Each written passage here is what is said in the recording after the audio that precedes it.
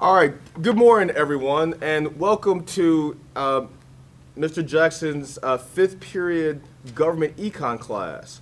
All right, we have a number of interesting debates going on today during Woodward Academy Debate Week. But before we start, I would like to introduce myself and my colleagues. All right. For those of you who don't know me, my name is Mr. Jackson.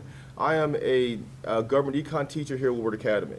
Off to my left, I have Miss Maggie Berthume, who is the director of the Woodward Academy Championship Debate Program. And to my right, I have my colleague, Mr. Bill Batterman, who is the assistant director of the Woodward Academy Championship Debate Program. Up first, we have a debate regarding universal health care, commonly known as Obamacare. We have two students, Ape, who will be arguing the pro side of universal health care, Obamacare, and we have Nathan, who will be arguing the con side on this particular issue.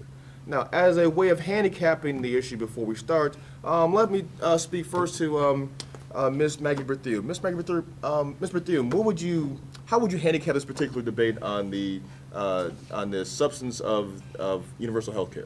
Well, I think this is going to be an exciting debate to see, given how much this has been debated out in our society recently. I'll be looking for both debaters to be using good evidence and statistics to support their assessment of the program. I think it's interesting to debate this issue right now because some of the provisions are in effect and others are still being implemented. And so it's a good time to sort of discuss where we're at on Obamacare or universal health care, just as we're getting to the point where many Americans are seeing changes in their health care system. All right, Mr. Batterman, how would you handicap this particular important issue of universal health care, Obamacare? Well, I agree with Ms. Berthume. It'll be interesting to see if we hear a lot of the same arguments that we've heard from presidential candidate Romney and President Obama in the presidential debates. It's an interesting debate because it encompasses economic issues, government issues, moral issues, and it'll be interesting to see sort of which arguments the debaters choose to highlight. All right, very good. Well, there you have it, folks. Now let's turn to the actual presenters, Ape and Nathan, and let's hear their particular thoughts as they argue the issue of universal health care, commonly known as Obamacare.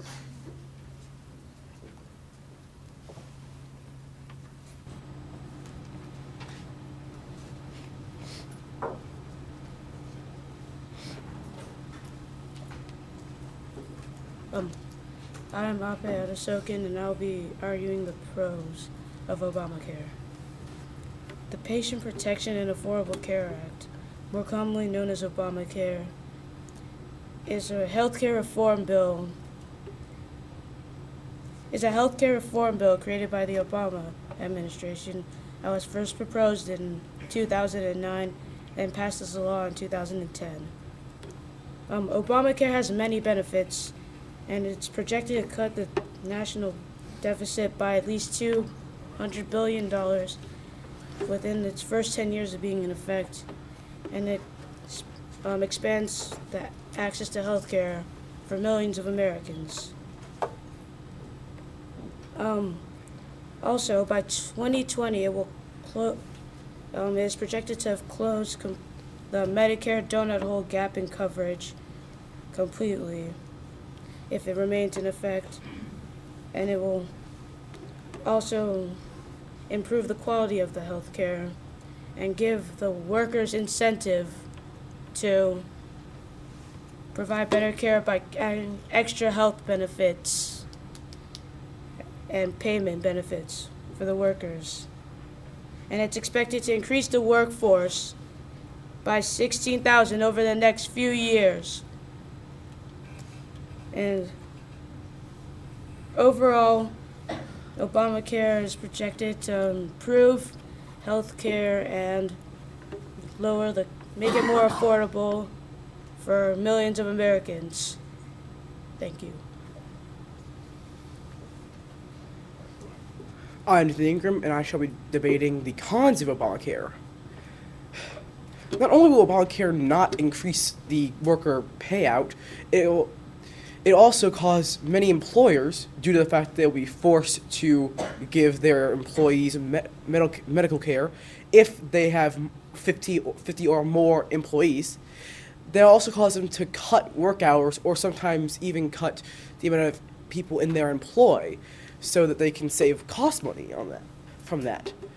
Also, it will greatly affect the middle class and some of the lower class because there'll be a moderate to a severe tax placed on those who cannot afford medical care. Some of the middle class, however, themselves will be facing a tax so the administration can afford to pay out the Obamacare itself. Not to mention that all those in the upper class may have their taxes increased to pay for it as well.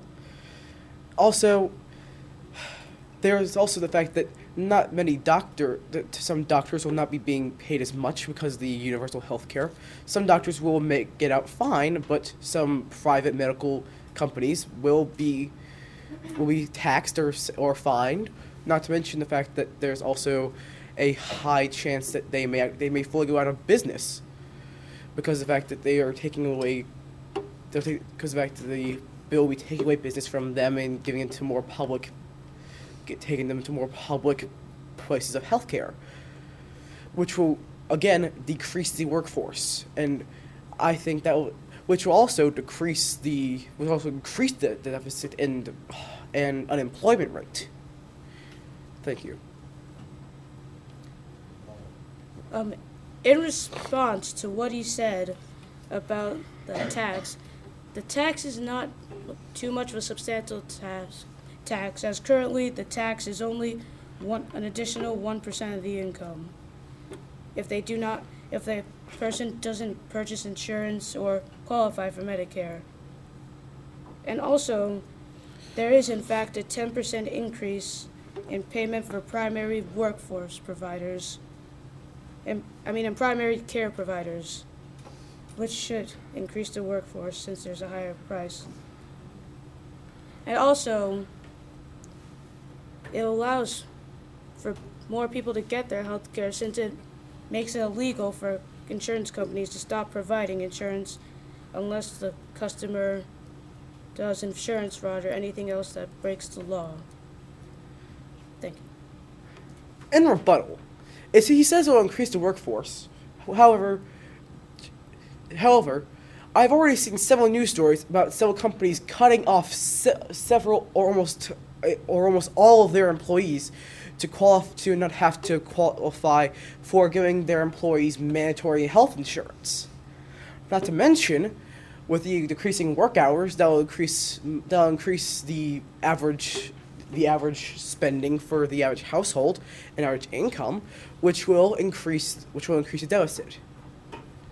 Also, while the tax may be small for those without health care, there's also the fact that after a while, if they still cannot afford it or still cannot qualify for it, that tax will add up severely.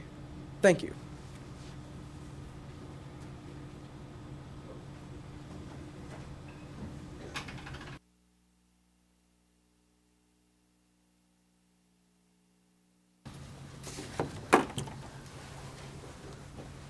All right.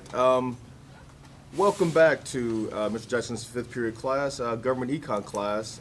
You just heard a debate regarding universal health care / Obamacare. Let's start with you, Ms. Bethune. Will you please critique Ape's performance on this very important issue?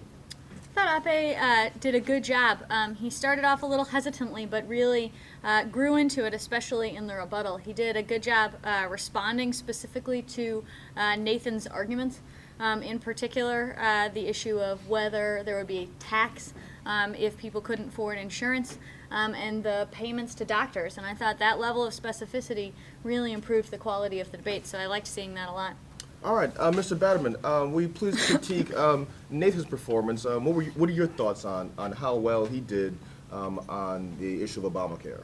I think he did a pretty good job of summarizing the economic arguments against Obamacare. I would have liked to have seen some evidence cited some data or statistics about the economic effects instead of just the anecdotes about the newspaper articles. But I thought that he did a pretty good job of summarizing the economic arguments.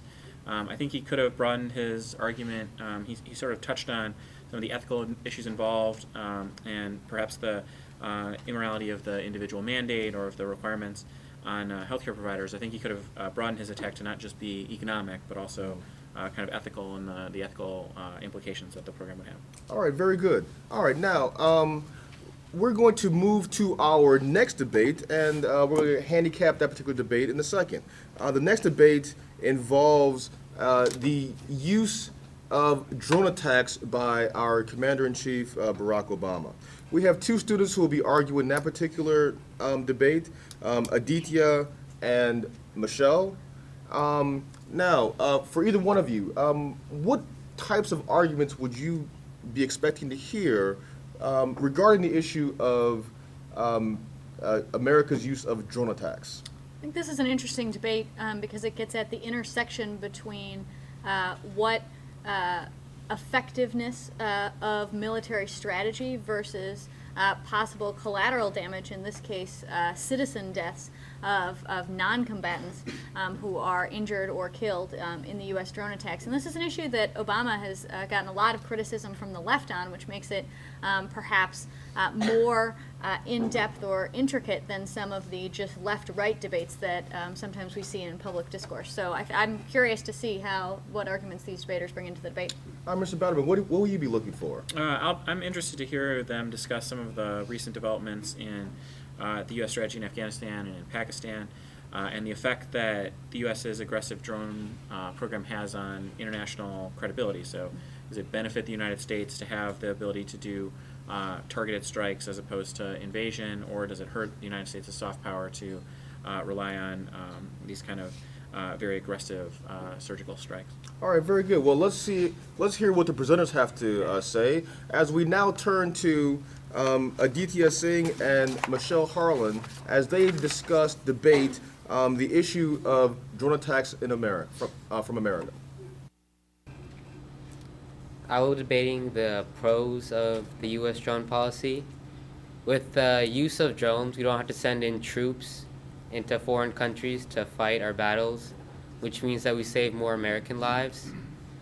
And the drone accuracy is much better than much better for civilians than conventional warfare.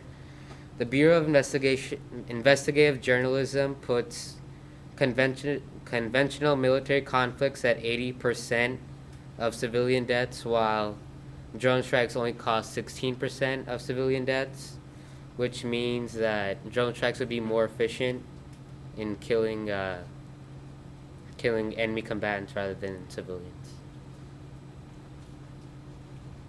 Okay. Hi, my name is Michelle Harlan, and I will be debating the cons on drone strikes. Drone strikes are a very serious topic in the United States because they determine whose lives to take or spare in terror situations. An unmanned aerial vehicle is commonly known as a drone. A drone is a large aircraft that carries bombs and missiles or is used to watch certain properties. Though drones do have many positive solutions, they also have many negative ones. Drone strikes do kill many leaders of terror groups, which is a good thing, but they also kill many civilians that are innocent. In September of 2012, the U.S. sent a drone to Pakistan and killed about 3,000 or more people. Many of them were from terror groups, but 800 or more of them were innocent civilians, and almost 200 of them were hopeless children. Since drones are so frightening and fatal, they do much more to people than just kill them. The people that do survive strikes are permanently traumatized and later may suffer from post-traumatic stress disorder, also known as PTSD. More important than this, the children that have witnessed people's bodies being torn to pieces and vaporized by bombs or missiles will make their generations less stable and educated because many are leaving school from the mental trauma. In a small village in Afghanistan, where the U.S. sent drones frequently nearby because of the large al-Qaeda population, live many innocent town people. The villagers call drones Bengai, which means buzzing of the flies. In their town, the village people feel that drones are so bothersome, like a swarm of flies are, so small you cannot see them, but you can hear them. They feel this way about drones. Drone strikes have killed and traumatized many innocent people, but they are also traumatizing people here in America. When drones are used domestically, they do not usually strike citizens with bombs, but they are supposed to watch us from the sky to keep us safer. However, we are not actually as safe as the government says the drones are making us. Drones have a lot of space for large cameras that can magnify something a long way away, and they are used here.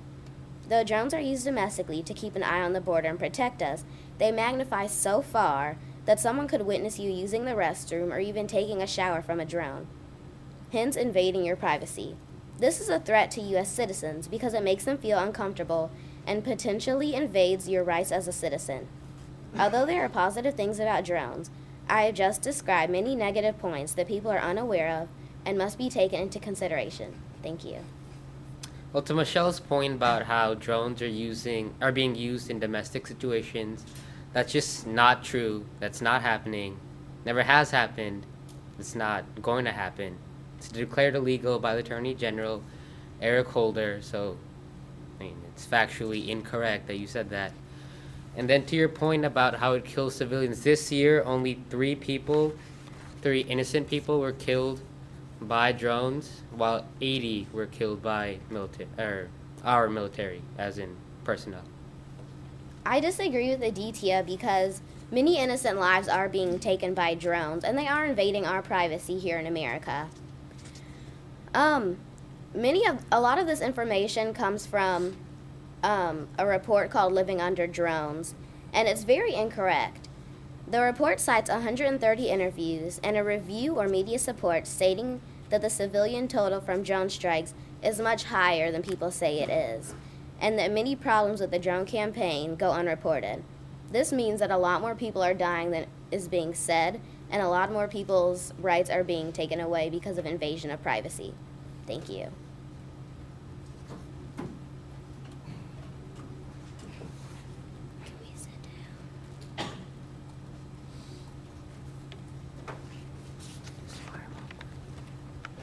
All right, thank you very much. Aditya and Michelle, that was a very interesting and a very good debate on the issue of drone strikes. But before I come any further, let me hear what the professional debate coaches have to say. We'll start with Mr. Batterman first. Mr. Batterman, please assess and critique Aditya's debate regarding the United States' use of drone strikes. Well, Aditya didn't say a whole lot. He relied on the statistic about the use of drones in civilian casualties, whether they cause civilian casualties in terms of the percentage versus invasions, which is a helpful statistic, but I think that he really needed to broaden his argument to speak more about the strategic utility of drone strikes, why do we need to be involved at all. In his rebuttal, he again just sort of relied on that one argument. I think he needed to really expand his argument. All right. Ms. Berthume, please critique Michelle Harlow's performance on the issue of drone strikes. I thought she was excellent. She not only broadened the debate to both domestic and international, or international and domestic uses of drones, but she also did a very good job of acknowledging places where drones might be effective and yet still weighing why we should still not have them. So I thought her strategy of acknowledging that we can use drones to kill terrorists but explaining that that was still not worth it was a good strategy, because it allowed her to concede some of Aditya's claims without losing the debate. I also thought it was excellent the way that she not only criticized the sort of arguments Aditya made in the debate, but the sources for those arguments, talking about specific reports about drones and why individual reports may or may not be credible, and that was taking the debate to a higher level. All right, very good. All right, now, up next we have the debate regarding medical marijuana. We have Mr. Will Collins, who will be arguing the pro-use of medical marijuana, and we have Mr. Mac Reese, who will be arguing the con side of the medical marijuana argument. Now, let's handicap this particular debate. Mr. Batterman, what will you be expecting to hear from our two presenters on the issue of medical marijuana? Well, the issue of the legalization of marijuana in general has been a big hot button issue lately with Colorado and Washington legalizing the recreational use of marijuana. There's also been a change in public opinion. The latest Pew poll, for the first time, more than half of Americans are okay with the legalization of marijuana. So I think the issue of medical marijuana is one that needs to be revisited given the changing general opinions about marijuana in America. All right, Ms. Berthume, what do you, how would you handicap this particular debate? Well, I think medical marijuana is an interesting issue because it gets at sort of intersections between drug policy, social policy, and healthcare issues. Certainly in terms of whether medical marijuana is effective, I think is something that may come up in this debate, and then whether we should be allowing people to use these types of drugs, even if they are effective, is obviously an issue. All right, very good. Now, I'd like to make a correction on the record. I mistakenly said the name Will Collins, who is someone else, a personal friend. The actual debate today will be on the pro side of medical marijuana. Will be Mr. Will Crane, not Mr. Will Collins. So without further ado, let's turn over our cameras to Mr. Will Crane and Mr. Mac Reese as they discuss the issue and debate the issue of medical marijuana. My name is Will Crane, and I will be representing the pros of medical marijuana. Marijuana, also known as cannabis, is believed to be used by over 100 million Americans. Some very important people in our country's history have used the drug, including Bill Clinton, Barack Obama, George W. Bush, Sarah Palin, John Kerry, and many other well-known people. Also, the majority of rock bands, some high school, college students, and even few of the judges and police officers who enforce the laws against marijuana today use the drug. Polls have shown the demand for marijuana legalization has grown from 25% in 1995 to 46% in 2010. Marijuana is portrayed as a dangerous drug when it comes to kids and their parents due to scientific research that has been proven to be less dangerous than alcohol and tobacco. For many years, our government has been wasting billions of tax dollars on propaganda as a scare against campaign against marijuana, a drug that is enjoyable and relatively harmless. Prohibition of marijuana mimics the prohibition of alcohol our nation suffered throughout 1920 and through 1933. Prohibition did not stop Americans from drinking alcohol and wasted a great amount of money, and many lost their lives. Criminalizing alcohol also resulted in the substance being introduced to the black market, where ordinary people who used to enjoy drink legally ended up becoming violent criminals who distribute it illegally. While marijuana has very few associated health risks, alcohol consumption kills an average 80,000 annually, and tobacco smoking causes 4,400,000 additional deaths. Our country also spends a tremendous amount of money treating cancer from tobacco and health-related illnesses from alcohol abuse. This proves that alcohol and tobacco are much more dangerous than marijuana. But in return, our federal and state governments are able to collect billions of dollars of tax money from the sale of alcohol and tobacco. It seems that being able to capitalize on billions in the tax money from the legal sale of marijuana, while at the same time reduce tremendous costs associated with trying to shut down the illegal sale of a relatively harmless drug, would be a very popular idea in a country with a large deficit. My name is Mac Reese, and I will be representing the cons of the legalization of marijuana. Marijuana is often used as a stepping stone drug that can lead to the use of cocaine, heroin, or any other hard drugs, which is known as the gateway effect. Also, due to the possible increase, the drug could fall into the hands of kids whose developing bodies could strongly be affected by physical damage such as brain and lung damage, cancer, depression, a motivational syndrome, and in some cases death. Plus, due to a more widespread use of this drug, if legalized, the increase of secondhand smoking could also increase as well, which could affect young and old. Also, the legalization of marijuana could eventually lead to the legalization of any harder drugs due to a shift in our culture. Also, this could lead to a cost in society due to how most crime is related to drug activity, and so that could be spread over the country as well. Also, is it worth it to just spread all these effects over and increase the use of drugs and how they could potentially go into further drugs such as cocaine and heroin that could affect our country?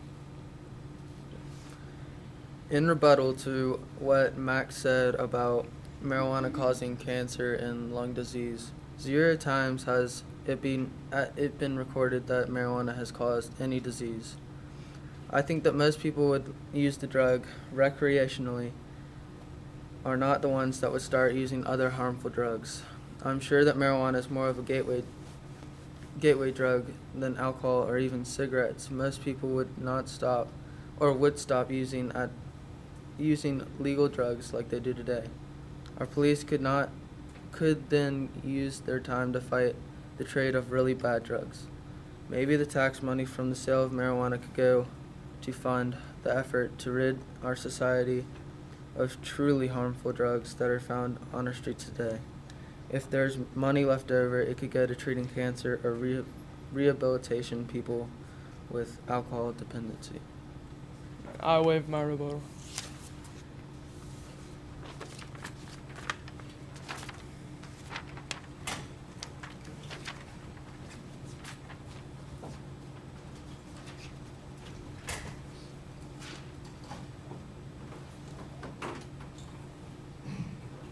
All right, there's a very spirited debate between Mr. Will Crane and Mr. Matt Reese regarding the issue of medical marijuana. Let's start with Mr. Thiem first. Mr. Thiem, will you please critique Mr. Will Crane's performance on the issue of medical marijuana use?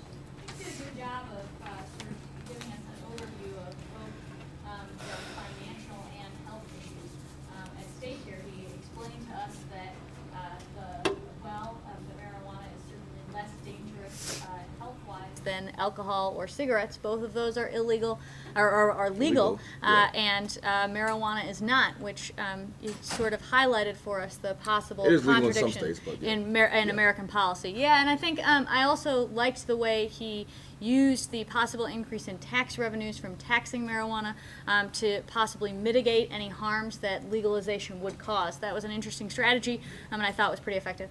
All right, very good. Mr. Batterman, how would you critique his opponent, Mr. Mac Reese's performance regarding the issue of medical marijuana use? Well, I did think it was a little interesting that neither side really talked about the medical aspects. They just talked about legalization in general. The negatives choice not to give a rebuttal was interesting. I thought that the affirmative raised a lot of good arguments in his rebuttal, and the negative chose not to respond to any of those arguments. So obviously that hurts him quite a bit. In his constructive, he made the argument about gateway drug and stepping stone to harder drugs. I thought the affirmative did a good job of answering that. I would have liked to have heard the negative respond to that. Right. Okay. All right. So very good. Now, without further ado, let's talk about if you don't mind. Let's talk about our next debate, and that concerns the issue of same-sex marriage. It's been an issue that has been on the forefront of American politics, especially during the presidential election, and we're going to talk about that with respect to this debate regarding the same issue today. Mr. Thiem, how would you handicap this particular debate? Well, this is an interesting debate because, like the Obamacare debate, it's rapidly evolving. Certainly, in the early 2000s, this was a political issue that very much hurt the people in favor of same-sex marriage as state after state passed sweeping constitutional amendments and other legislative proposals to prohibit same-sex marriage. At the same time, there's been a massive, some would say, sea change in public opinion in the last few years. A majority of Americans now support same-sex marriage, and a number of states have, for the first time, legalized same-sex marriage, not through court means, but through the legislative or even ballot measure process, which is a big change. So I'll be curious to see how both sides use recent evidence and legislative and judicial victories for same-sex marriage, particularly as this is also being debated by the Supreme Court as we speak. Yes, Mr. Batterman, how would you critique this, especially considering that the issue of same-sex marriage is currently before the Supreme Court and will be decided within a year or so, probably? Yeah. The Supreme Court is going to issue their judgment soon, most people think, and it'll be interesting. There's obviously economic issues involved. There's issues in terms of federalism and states' rights, and then there is that issue of public opinion. It's cool that we're debating this today, given what happened yesterday with Jason Collins becoming the first professional athlete in any of the 4 major sports to come out as gay. His article in Sports Illustrated talked about how he thought that changing public opinion had made sort of now a time when he felt comfortable doing that. Right. And so it'll be interesting to see which sort of facet of the debate the students focus on. Very good. Now, it's a very timely issue, as Mr. Batterman mentioned, with Jason Collins coming out as a gay athlete while he is still actively participating in his sport. Just pure coincidence we happen to be debating this, debating the issue of same-sex marriage and other gay rights today. But let's turn it over to the students. Miss Ashley Fair will be arguing in support of same-sex marriage, and Mr. Zach Org will be arguing the con against same-sex marriage. My name's Ashley Fair, and I'll be arguing the pro side of gay marriage. In our world today, homosexual couples are not allowed to get married based upon the law. Homosexual couples love just as much as any heterosexual couple would. So my question is, why isn't that enough? Well, many people believe that it's based on the Bible, and since the Bible says that a woman and a man should get married, that it should be against the law for the same sex to get married. But others would argue that God made them that way, and if God didn't want them that way, then why are they here? One pro to gay marriage is that the adoption rate will increase. There are over 100 million kids who have not been adopted, and since homosexual couples can't have kids, they would likely adopt more than one child. Another pro to gay marriage is that it will bring financial gain to local states and governments. Revenue from a gay marriage comes from marriage licenses, higher income taxes, known as the marriage penalty, and decreases costs for state benefit programs. The comptroller for NYC found that legalizing gay marriage would bring $412 million to the city's economy and $184 million to the state's economy over 3 years. Since there are so many gays out there who are not allowed to get married, if the law changed and it legalized gay marriage, then there would be so many weddings and so much money being put into the weddings that there would be an increase in money. There would be, if they were to get allowed to get married, then there would be less debates about how not legalizing gay marriage is against the Equal Rights Protection Clause. And since it is against the Equal Rights Protection Clause, there are so many debates over that. Okay, hi, my name is Zach Org, and I'm debating the cons of same-sex marriage. Same-sex marriage is a serious and sensitive topic, but the reality is that the cons outweigh the pros. Supporters fail to realize that it not only affects them, it affects those around them and everything around them, such as income taxes, medical premiums, freedom of religion and speech, and children. Marriage has been between a man and woman for centuries, so if it wasn't legalized then, why should it be legalized now, despite constant change in America? Same-sex same-sex marriage erodes traditional marriage and further weakens the definition and respect for the institution of marriage. It also weakens the traditional family values that are essential to our society. It provides a slippery slope in the legality of marriage, such as this could be the first step to more leniency in marriage, such as marrying animals or having multiple wives. It confuses children about gender roles and expectations in society, because only a man and woman can procreate. Income taxes will be increased to make up for the marriage tax benefits given to homosexual couples. We as taxpayers provide financial benefits to married couples because they produce and care for children. So why should homosexual couples get the same benefits as men and women producing and raising children?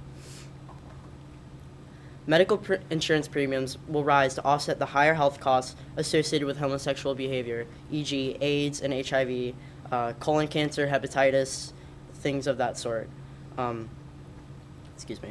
Homosexual couples will be given legal preference to adopt, which in reality supersedes that of other citizens. If they're given preference to adopt, children will be indoctrinated, with or without parents' consent, to accept homosexual behavior and same-sex marriage as the moral and social equivalent of heterosexual behavior in marriage, when in reality, gay lifestyle is not something to be encouraged, as a lot of research shows that it does lead to lower life expectancy. Okay, I would like to say something about the freedom of speech. It does kind of affect others, but it mainly affects those who are gay. They're not allowed to express their feelings towards another person because it is against the law, and it's not fair to them because they are people too, and if God didn't want them on this earth, they wouldn't be on this earth. They're not some type of alien who just came down and decided to change the world. They are people too, and they need to be able to have their freedom of speech. In response to Ashley, homosexuality is not considered legal. Only the marriage between homosexuals is legal. What I mean by free speech and religious rights, they will be curtailed because if same-sex marriage is legalized, free speech, such as dislike towards same-sex marriage simply because of religion, will be opposed, and therefore people will lose their right to speech and religion. I believe that that's wrong.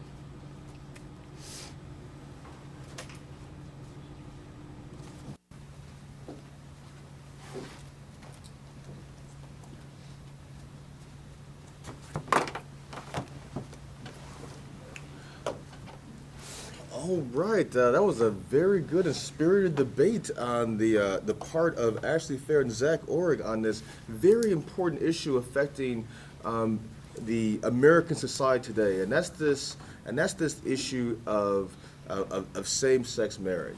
Let's speak with Mr. Bill Batterman first. Mr. Batterman, how would you critique Miss Ashley Fair in her presentation on the pro side of same-sex marriage?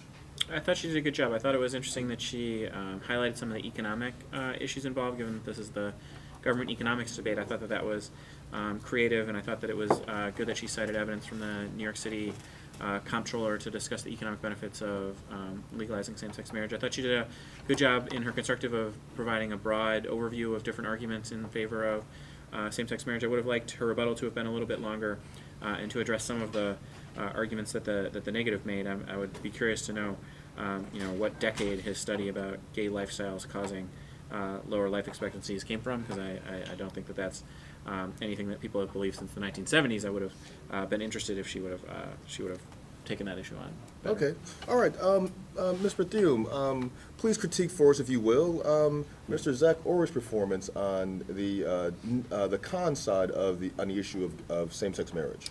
Well, Zach made a number of diverse arguments that we often see in these debates, sort of the standard fare in terms of eroding traditional marriage and values, and whether changing the definition of marriage might lead to further changes in the role of marriage in our society. I would like to have seen him state some more evidence, and specifically cite his studies as well as talk about some of the economic benefits. He cited higher taxes and health care. I'm not particularly sure why, given that the issue is only legalization of the marriage as opposed to, as he indicated in his rebuttal, of homosexuality in general, why healthcare costs would increase, and I would like to sort of have him flesh out those issues. But again, a large number of arguments he made here. All right, very good. Now, let's preview what we have on tap for tomorrow. As we only have 5 minutes left in class, we really don't have enough time to actually have the next presenters do their debate. But please turn in tomorrow, as we have on the debate calendar. We have Mr. Arfan Khwaja and Ms. Jakari Harris arguing the issue of a female draft. So the little time we have left, I'd like to talk to you all. All right, what will you be expecting on the as possible arguments that either side could make on the potential of having a female draft? I think this is going to be a very interesting debate, especially given the timeliness of the issue with relation to the repeal of the combat exemption for women. Right. I think that has led a number to suggest that there's no reason anymore not to have a female draft, that the historical reason was the combat exclusion, and absent a need to keep women out of combat, perhaps there is also no reason to keep them out of the draft as well. I think probably the other side will talk about some of the historical reasons for the draft and perhaps what its utility would be today. All right, Mr. Batterman, speak on those historical reasons. Since the beginning of America as America, solely men have been drafted into the armed forces, and there are laws specific requiring 18-year-olds, the students who are here at Woodward Academy, to register for the draft. Now, that is not true, however, with respect to the women. We're now entering an age in which women are clamoring for their equal rights. Explain to us a little bit about the history and how that comports with equality for both men and women. Well, the military has been a lightning rod in developments in society and in changes in civil rights. The military's openness to black service members was one of the spearheads of the civil rights movement, one of the targets of civil rights activists. The recent changes in the ability of openly gay service members to serve has been a lightning rod for the gay rights movement. And the women's rights movement, I think, similarly looks to the military as a representation of how the American society feels about gender roles or sexual orientation or race. And so the reason I think that it's such an important issue is because the military represents the values of the society, and historically, when the military has changed its policy, that has been both a reflection and a prompter of social change. All right, very good. Now, we only have a few minutes left in class. We're going to sign off now. Please turn in tomorrow for the 5th period, which will start at 1:25 in the afternoon. Or if you want to see other debates from other classes, I'd like to give you all a preview that we will meet up again during 4th period, starting at 11:23. And as it turns out, at the beginning of that particular class at 11:23, we'll be having our own Mr. Batterman and Ms. Berthume leading the debate, talking about the issues regarding school vouchers. All right. Then soon after that, we will have 2 outside presenters also talking about school vouchers generally, and specifically the Georgia Gold program that Woodward Academy participates in, which allows Georgia taxpayers to defer some of their tax liability for scholarships at private schools, including Woodward. All right, so please stay tuned as we have many more debates for you for the rest of the week. And thank you very much for tuning in to WA Live.